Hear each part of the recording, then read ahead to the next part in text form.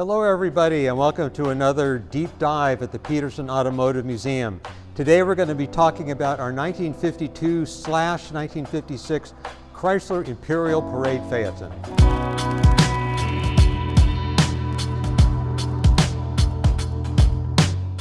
There's nobody around today who remembers this, but back in the very earliest days of the American presidency, the leader of our country used to ride around in an open carriage, which at the turn of the 20th century became a horseless carriage, and ever since it was important for people to see the leader of the free world out and about.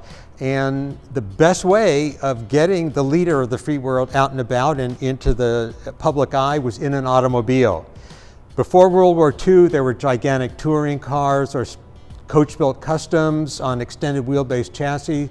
But after World War II, those weren't being made anymore. You could no longer buy a Phaeton, a big open four-door convertible with a long wheelbase. For that reason, Chrysler stepped up and in 1952 built 3 Parade Phaetons, dual cowl Parade Phaetons, which meant that it one cowl in the front that held the front windshield and another cowl in the back that held the rear windshield. Now the cowl is that piece of metal that comes up from the bottom, goes across and then to the bottom of the other side of the car.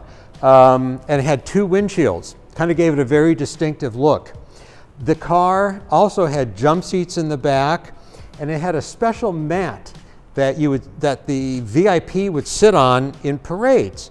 Now the whole idea was to get the president or whoever it was, the astronaut that you were celebrating, the vice president, the VIP diplomatic visitor that was going in a parade or on their way to some important high-profile destination.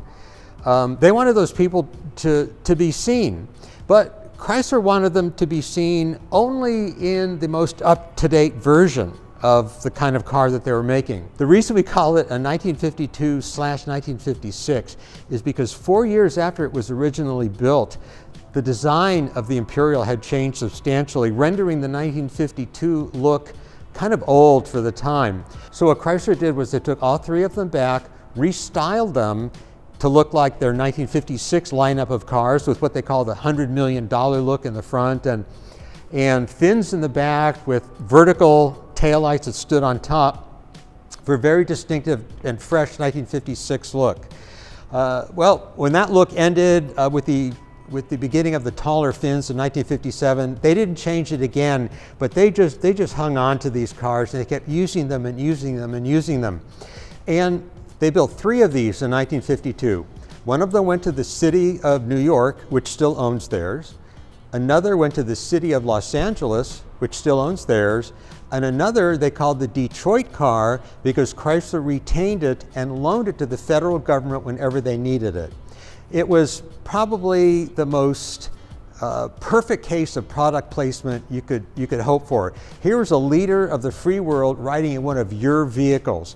Now the reason they didn't call it the Washington car, or the reason that the government couldn't own it, was because of laws that prohibited the government from accepting gifts. So what they did was they leased it for a tiny amount of money per year. I think most sources say about $1 a year to lease this car, but Chrysler would make it freely available. They would ship it anywhere the president had to go. And the one in Los Angeles stayed in Los Angeles. The one in New York stayed in New York. Today, the one in New York is painted black with a red interior. The one that LA still owns is almost this exact color, but it has a beige interior. And ours, which is the Detroit car, which was used primarily by President Eisenhower and later by Nixon and any number of astronauts in ticker tape parades down the boulevards in New York. Interesting about this car is not only just the look or the fact that it was on an extended wheelbase, was that there's certain engineering details that are a little bit different about it. For example, it's got what they call a parade generator, which means that the engine turns over very slowly in parades. So you're only going to go maybe 2-3 miles an hour. So you're not going to be able to generate enough electricity to keep the battery full and to keep your car going. So they had to have a high capacity generator, one that could generate much more electricity to keep the car going at a much slower RPM. Now, moving back, you'll notice that there is no clasps at the windshield header, which means that there's really no provision for a roof to be attached to the front. But Chrysler made a provision for a roof to be attached to the rear. You would normally not use an open parade car in inclement weather, but if you were ever caught in the rain, you didn't want your VIP to get wet. So Chrysler had a kind of a flimsy top, canvas top for the car. What you would do is you would lift up the rear deck, which was hinged at the back. It would come up like this.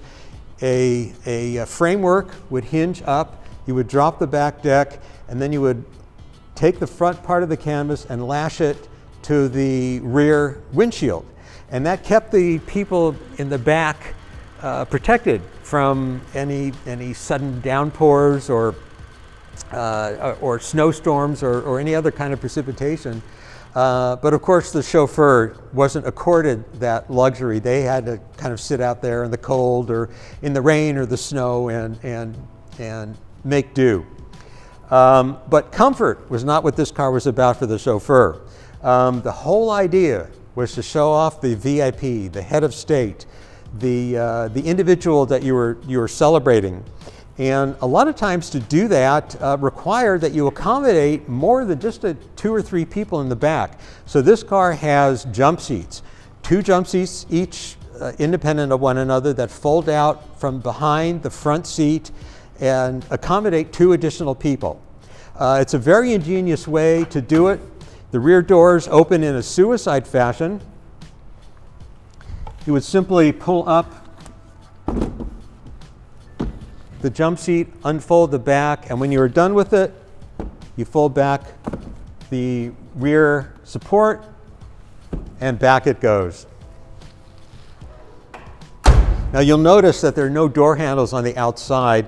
That's because they didn't want anything to ruin the clean look, the linearity of this vehicle.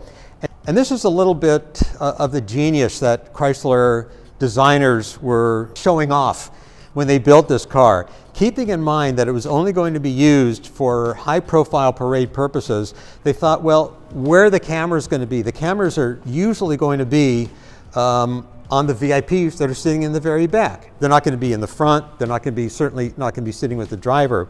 So what they did was they put the Imperial name right here. So anytime that you got a good view of the VIP occupants, you're also getting a view of the Imperial logo, making no mistake that this was Chrysler's high-end car and that they were making it available for the world to see.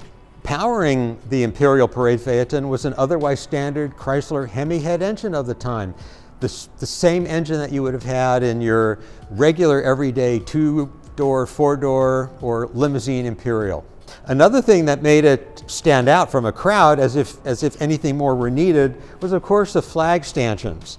And as befits the period of the most prominent use of the car, we have 48-star flags on, because Hawaii and Alaska were not admitted to the Union until 1959. So when Eisenhower was in his heyday, only 48 states.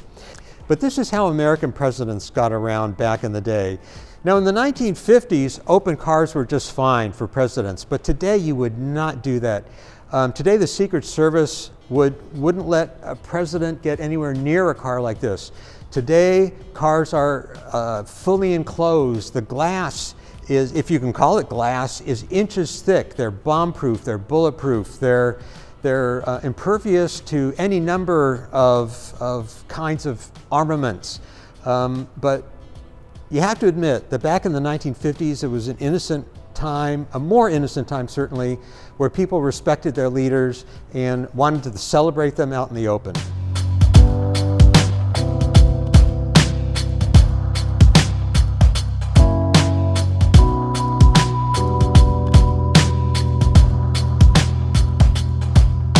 Thank you everybody for joining me on this edition of Deep Dives at the Petersen Automotive Museum. We'll see you next time.